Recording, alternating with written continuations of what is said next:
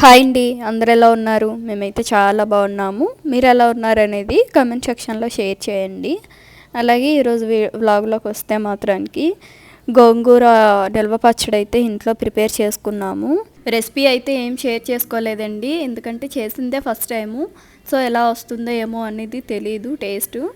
ఫైనల్గా పిక్కిలు ప్రిపేర్ అయ్యేసరికి అయితే మాత్రం టేస్ట్ చాలా బాగా వచ్చింది. సో ఇంకొకసారి ఎప్పుడైనా ప్రిపేర్ చేసినప్పుడు తప్పకుండా షేర్ చేసుకుంటాను. ఈ గోంగూర నిల్వ పచ్చడి అయితే 3 months నిల్వ ఉంటుందండి, ఏం పాడవదు. దగ్గర ఒక 1 kg వరకు చేసాము.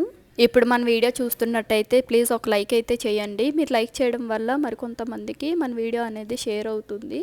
నెక్స్ట్ వచ్చేసి ఇక్కడైతే వాషింగ్ మిషన్లో క్లోత్స్ వేసానండి. ఇక్కడైతే మీకు ఒక ట్రిక్ చూపిస్తాను.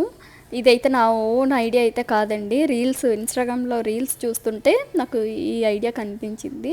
ఇది రియలా ఫేకా అని టెస్ట్ చేసినప్పుడు ఒక వీడియో కూడా తీశాను.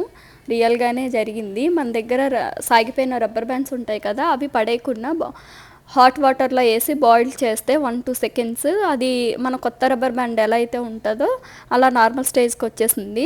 సో మీరు ఎవరైనా ట్రై చేయాలనుకుంటే ట్రై చేయొచ్చు. నాకైతే 1 month వరకు బాగానే యూజ్ అయింది. 1 month తర్వాత నార్మల్ సాగిపోయింది అనమాట. నెక్స్ట్ వచ్చేసి మా అశ్వికి కోల్డ్ చేసింది, తనకి నెబులైజర్ అయితే పెడుతున్నాము. అశ్వి అయితే నిద్రపోతున్న టైంలోనే పెడుతున్నాము. యాక్టివ్గా ఉంటే లేచి ఉంటే అసలు పీకేస్తారు కదా, పెట్టనివ్వదు. సో నిద్రలో అయితే తెలియదు కదా అని చెప్పి పడుకున్నప్పుడే పెట్టేస్తున్నాము. ఈ నెబులైజర్ని అయితే నేను సజెస్ట్ చేస్తానండి, ఎందుకంటే చిన్నపిల్లలు ఉన్న వాళ్ళ ఇంట్లో అయితే చాలా బాగా యూజ్ అవుతుంది. ఇది చిన్నపిల్లలంటే ఏ ఏజ్ పిల్లలైనా పర్లేదండి, చాలా బాగా యూజ్ అవుతుంది. వాళ్ళకి ఫీవర్ వచ్చినా, కోల్డ్ వచ్చినా, కాఫ్ వచ్చినా ఈ నెబులైజర్ ఒక 30 minutes పెట్టామంటే చాలు, నార్మల్ అవుతుందన్నమాట. మనం ఆవిరి పెట్టుకుంటాం కదా, ఆవిరి పెట్టుకుంటే ఎలా ఉంటుందో సేమ్ యాజ్ ఇట్ ఈజ్ ఇది అలానే ఉంటుంది. కాకపోతే దీనికి ఒక మిషన్ ఉంటుంది, ఆ మిషన్లో మెడిసిన్ వేస్తాము.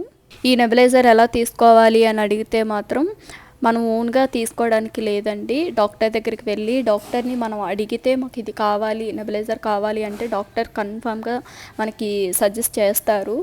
సో అది తీసుకొని మెడిసిన్ కూడా డాక్టరే ఇస్తారు. ఎలా వేయాలి, ఎలా యూజ్ చేయాలి, ఎంత టైం పెట్టాలి అనేది డాక్టర్ చెప్తారు. దాని త్రూ మనం ఫాలో అయితే సరిపోతుందండి, మనం ఓన్గా అయితే చేయడానికి లేదు అస్సలు. నెక్స్ట్ వచ్చేసి మేమైతే ఒక కొత్త కారు తీసుకున్నాము సౌదీలో. ఓల్డ్ కంపెనీలో వర్క్ చేసినప్పుడైతే మనకి వాళ్ళే ఇచ్చారనమాట కారు, అండ్ పెట్రోల్ కూడా మనకు ఫ్రీనే. ఇప్పుడు వేరే కంపెనీ చేంజ్ అయ్యారు కదా రీసెంట్గా, సో ఆ కంపెనీ రూల్స్ ఏంటంటే మనకి విత్ శాలరీలో ఇస్తున్నారు. కార్ అది ఏమీ ప్రొవైడ్ చేయట్లేదండి, సో తప్పకుండా తీసుకోవాల్సి వచ్చింది. అండ్ కంపెనీ నుంచి ఏ వెహికల్స్ రావట్లేదు. కొన్ని కంపెనీస్కి ఏంటంటే బస్సెస్ ఉంటాయి, వీళ్ళకి ఆ బస్ కూడా లేదు. ఒక 2 months ప్రైవేట్ బస్సు పెట్టారు, అది ఓన్లీ 2 months వరకే వీళ్ళకి కార్ తీసుకున్నంత వరకు. సో అదైతే టైం కూడా అయిపోయింది, ఇంకా తప్పక తీసుకోవాల్సి వచ్చింది. క్యాబ్కి వెళ్ళాలంటే టూ మచ్ ఛార్జెస్ అవుతాయి. సో డైలీ క్యాబ్స్కి వెళ్ళాలంటే చాలా కష్టం, అది ఇంకా వెళ్ళలేరు. ఫైనల్గా అయితే మన ఓన్ కార్ అండి ఇది. ఎలా ఉందో కమెంట్ సెక్షన్లో షేర్ చేయండి తప్పకుండా. కార్ ఇంటికి తెచ్చిన తర్వాత ఇంటి దగ్గరే ఓపెనింగ్ చేసుకున్నాము, ఎందుకంటే ఇక్కడ టెంపుల్స్ మన ట్రెడిషనల్ వైజ్ చేసుకుందామన్నా కూడా ఒక టెంపుల్ కూడా ఉండదు. సో మనకి కుదిరినంత వరకు పూజ చేసుకున్నాము. కార్ అంతా బొట్టులు పెట్టి కొబ్బరికాయ కొట్టి 4 tires కింద 4 lemons పెట్టి మట్టించుకున్నాము. అలాగే అశ్వి చేత ఓపెన్ చేసామన్నమాట. ఫైనల్గా అయితే చాలా హ్యాపీగా ఉందండి, ఎందుకంటే మనం కష్టపడి తీసుకునేది, కొనుక్కునేది ఏదైనా హ్యాపీనెస్ని ఇస్తుంది.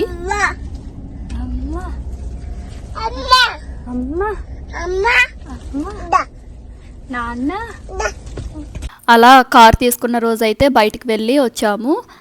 మా అశ్వి అయితే ఇంకా పెద్దదవుతుంది కదా, మాటలు ఆడుతుంది చిన్నగా. అండ్ ఇక్కడ చూసారా, తను నిద్ర లేచిందనమాట మార్నింగ్. నేను డైపర్ ఇప్పేసి ఇస్తే తను తీసుకొని వెళ్ళి డస్ట్బిన్లో వేస్తుంది. తనకి ఇది ఒకటి తెలిసిందనమాట, ఏదైనా మనం వేస్టేజ్ ఇస్తే డస్ట్బిన్లో పడేసే అంటే మాత్రం వెళ్ళి పడేసి ప్రాపర్గా వస్తుందన్నమాట. అండ్ చాలా కామ్ అండ్ సైలెంట్ అండి. అశ్వి అయితే చాలా బుద్ధిగా ఆడుకుంటుంది, బాగానే ఏం విసిగించదు, చిన్నప్పటి నుంచి అంతే. సో నెక్స్ట్ వచ్చేసి బయటకు వెళ్ళి వచ్చిన తర్వాత శాండ్విచ్ అయితే ఇక్కడ ప్రిపేర్ చేస్తున్నాను. ఇక్కడైతే రెసిపీని షేర్ చేసుకుంటున్నాను, శాండ్విచ్ ఎలా ప్రిపేర్ చేయాలో. నేనైతే నా వర్షన్లో నేను ఎలా ప్రిపేర్ చేస్తాననేది మీకు ఇక్కడ షేర్ చేసుకుంటున్నాను. శాండ్విచ్ మేకర్ ఉంటుంది కదండి, ఆ మేకర్లో స్లైసెస్ని అయితే ఫస్ట్ కాల్చేసుకుంటాను. కాల్చిన తర్వాత తీసి పక్కన పెట్టుకుంటాను. ఇప్పుడు నేను వెజిటేబుల్స్ అవి వేసి ఏం చేయట్లేదు, ఓన్లీ స్వీట్ కార్న్ చీజ్ వేసి చేసుకుంటున్నాను. కావాలంటే మీకు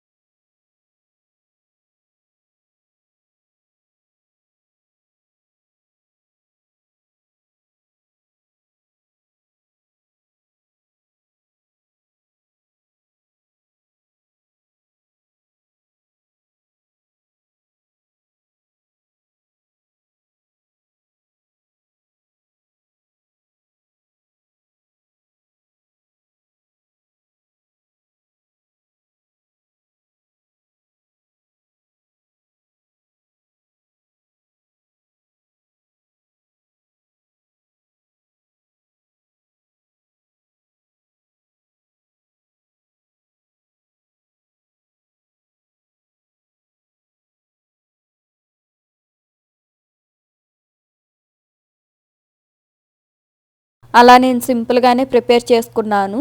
బ్రెడ్ మీద cheese, sweet corn and pepper powder, ఫైనల్గా కెచప్ కూడా వేసుకొని 2 బ్రెడ్స్ని క్లోజ్ చేసి మళ్ళీ ఇంకొకసారి రోస్ట్ చేసుకుంటున్నాను.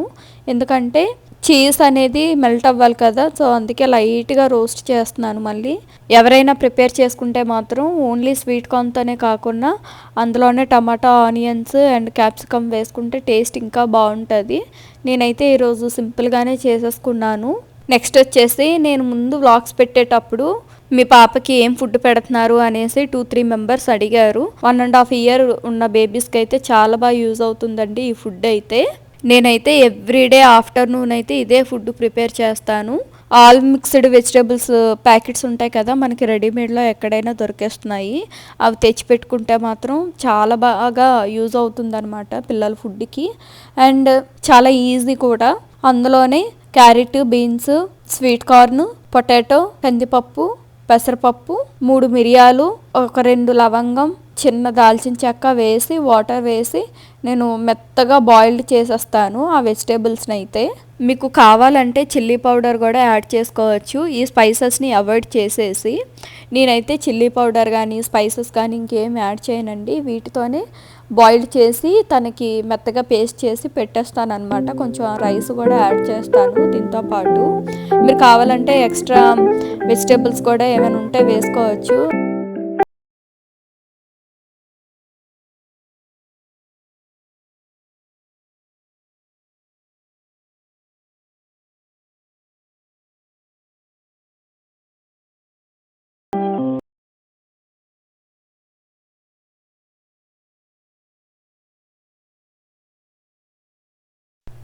అశ్వికి కర్రీ అయితే ప్రిపేర్ అయిపోయింది.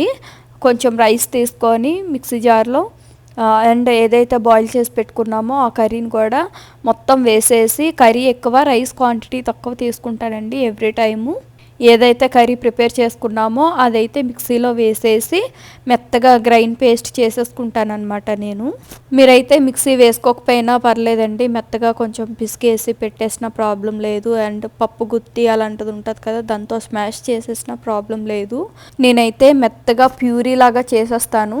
మా అశ్వికి ప్యూరీలా ఉంటేనే తింటుంది, బరకగా అలా తగిలితే మాత్రం అస్సలు తినదు. సో నేను మెత్తగా పేస్ట్లా చేసేసుకున్నాను. మీరైతే రఫ్గా అయినా చేసి పెట్టవచ్చు మీ పిల్లలు తింటే.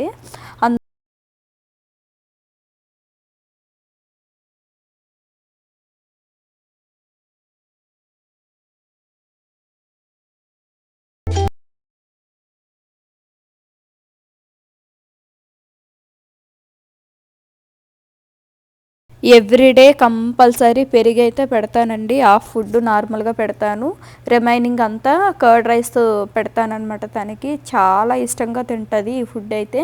మీకు పిల్లలు ఉన్నట్టయితే తప్పకుండా ట్రై చేయండి.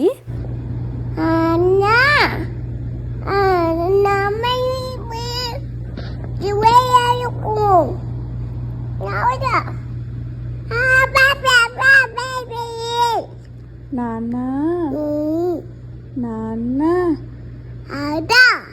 అత్త తాత నాన్న నాన్న చెప్ నాన్న దా